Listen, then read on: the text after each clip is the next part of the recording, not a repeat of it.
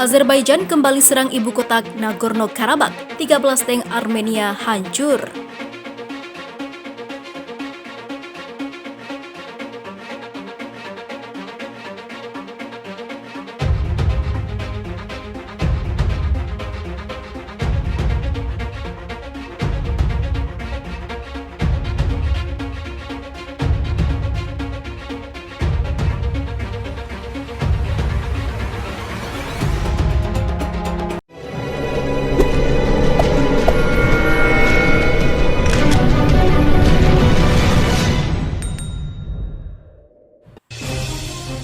Perang antara angkatan bersenjata Azerbaijan dengan Armenia kembali terjadi di wilayah perbatasan Nagorno-Karabakh sejak Jumat malam, 9 Oktober hingga Sabtu pagi 10 Oktober 2020. Kementerian Pertahanan Azerbaijan menyatakan serangan yang dilakukan oleh angkatan bersenjata Azerbaijan telah mensasar ibu kota Karabakh. Serangan militer yang terjadi sepanjang malam itu telah menyebabkan kerugian besar bagi Armenia. Operasi tempur dengan berbagai intensitas berlanjut dari sore hari pada 9 Oktober hingga pagi 10 Oktober di sepanjang garis depan. Serangan api menimpa musuh, kata Kementerian Pertahanan Azerbaijan dalam sebuah pernyataan yang dikutip Viva Militer dari Sputnik News Sabtu 10 Oktober 2020. Militer Azerbaijan mengklaim serangan yang dilakukan sejak malam tadi telah menghancurkan 13 tank, 4 peluncur rudal Grad, dan sejumlah peralatan militer berat milik tentara Armenia. Sementara itu, Menteri Pertahanan Armenia Shushan Stefanyan membenarkan serangan yang dilakukan oleh pasukan militer Azerbaijan kepada wilayahnya itu. Menurut Stefanyan, Azerbaijan tidak hanya menembakkan rudal atau roket ke arah garis pertahanan militer Armenia, mereka telah mengerahkan pesawat militer tanpa awak atau UAV tempur yang dikerahkan warga sipil Yuritsveng dari Artsvanik di Kapan, wilayah Syunik, Armenia. Kendati Armenia membenarkan telah terjadi penyerangan oleh pasukan militer Azerbaijan sejak malam tadi,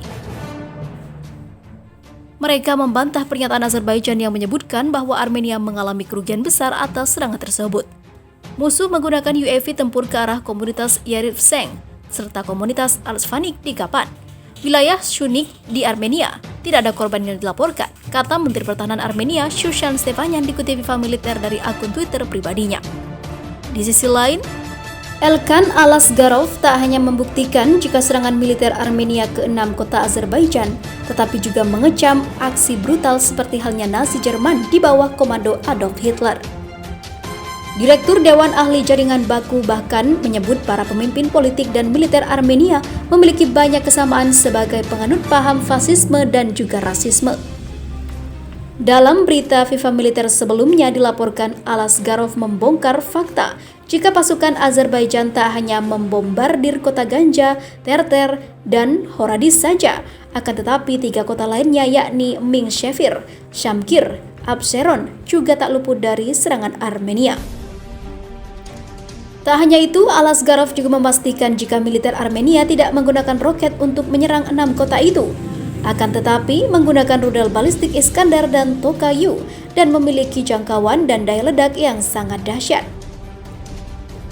Kecaman Alasgarov terhadap aksi militer Armenia pun muncul. Alasgarov menyebut serangan rudal Armenia sama seperti apa yang dilakukan Hitler pada September 1944 saat melancarkan serangan rudal FAU-1 dan FAU-2 di London, Inggris, dan juga 2 kota di Belgia, Antwerp dan juga Liege. Keputusan kepemimpinan militer politik Armenia untuk menembaki kota Shamkir, Ganja, Mingshevir, dan wilayah Absheron, Azerbaijan dengan menggunakan rudal balistik Iskandar dan Tokayu menyerupai tindakan Hitler sebelum kematiannya dengan peluncuran FAU-1 dan FAU-2 di kota-kota damai Inggris, ujar Alasgarov dikutip Viva Militer dari Armen Press. Alasgarov juga menyatakan jika Perdana Menteri Armenia Nikol Pashinyan dan Menteri Pertahanan Armenia Letnan Jenderal David Tonoyan menganut paham rasisme dan fasisme seperti halnya Nazi dan Hitler. Pernyataan Alasgarov ini menjawab hinaan yang pernah dikatakan oleh Panglima Angkatan Bersenjata Armenia, Letnan Jenderal Onik Gasparyan, yang pernah menyebut Azerbaijan adalah sisa-sisa suku Gua nomaden tanpa tanah air. Tindakan dan pernyataan Perdana Menteri Armenia Nikol Pashinyan dan Menteri Pertahanan David Tonoyan memiliki banyak kesamaan dengan Nazi di Jerman. Ini adalah kegagalan dari kebijakan Niastum dan Anschluss, yakni meyakini aneksasi wilayah pendudukan Karabakh, kata Alaskarov melanjutkan. Ideologi ini adalah rasisme fanatik yang melekat dalam lingkaran penguasa Armenia. Cukup mengutip fakta bahwa Panglima Angkatan Bersenjata Armenia, Onik Gasparian, memerintahkan unit militer tambahan untuk perang di Karabakh. Dia menyebut Azerbaijan sebagai sisa-sisa suku Gua nomaden tanpa tanah air, ucapnya. Di sisi lain, janji Recep Tayyip Erdogan untuk mendukung Azerbaijan dalam perang melawan Armenia memang tak main-main. Presiden Turki itu dikabarkan telah menjalin kesepakatan dengan pemimpin Partai Hezbi Islam Afghanistan, Gulbuddin Hekmatyar, untuk mengerahkan pasukan mujahidin ke Azerbaijan. Menurut laporan yang dikutip Viva Militer dari Armen Press, sejumlah pasukan mujahidin Afghanistan akan segera tiba di Nagorno-Karabakh dalam beberapa hari ke depan. Hal ini disampaikan oleh juru bicara Presiden Armenia Bahram Pogosyan yang membeberkan data intelijen. Fakta lain yang tidak dapat disangkal adalah bahwa pihak berwenang Turki di tingkat tertinggi mencoba mengubah itu menjadi sarang dari hal-hal yang buruk, ucap Pogosyan. Hekmatyar sendiri pernah menduduki jabatan sebagai Perdana Menteri Afghanistan periode 1996 hingga 1997.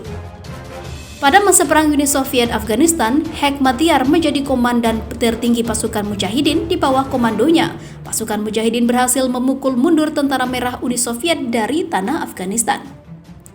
Setelah pasukan Angkatan Bersenjata Amerika Serikat menginvasi Afghanistan dan menggulingkan pemerintahan Taliban pada tahun 2001, Hekmatyar melarikan diri ke Pakistan dan kembali mengatur kembali pasukan paramiliternya. Pada tahun 2003, pemerintah Amerika Serikat memasukkan nama Hekmatyar dan Partai Hezbi Islam dalam daftar hitam global. Hekmatyar dipercaya Amerika Serikat menjalin kerjasama dengan pemimpin kelompok Al-Qaeda setelah insiden serangan menara kembar World Trade Center di New York pada 9 September 2001 atau dikenal dengan sebutan September 11 Attacks. Hingga berita ini diturunkan, Erdogan belum memberikan keterangan terkait kabar yang diungkapkan Pogosyan. Di sisi lain, Erdogan dan Turki kerap dikaitkan dengan sejumlah tentara bayaran yang dimobilisasi ke Azerbaijan. Para tentara bayaran Turki diyakini Armenia didatangkan dari Suriah dan Libya dan merupakan mantan anggota organisasi semisal negara Islam Irak dan Suriah. Armenia juga yakin jika Erdogan memiliki hubungan yang sangat dekat dengan Kolonel Jenderal Adnan Tanriverdi, pendiri perusahaan keamanan swasta Sadat International Defense Consultancy (INC). Berkat jasa Tanriverdi lah Erdogan bisa mengerahkan sejumlah tentara bayaran Turki ke Azerbaijan, Libya, dan juga Suriah.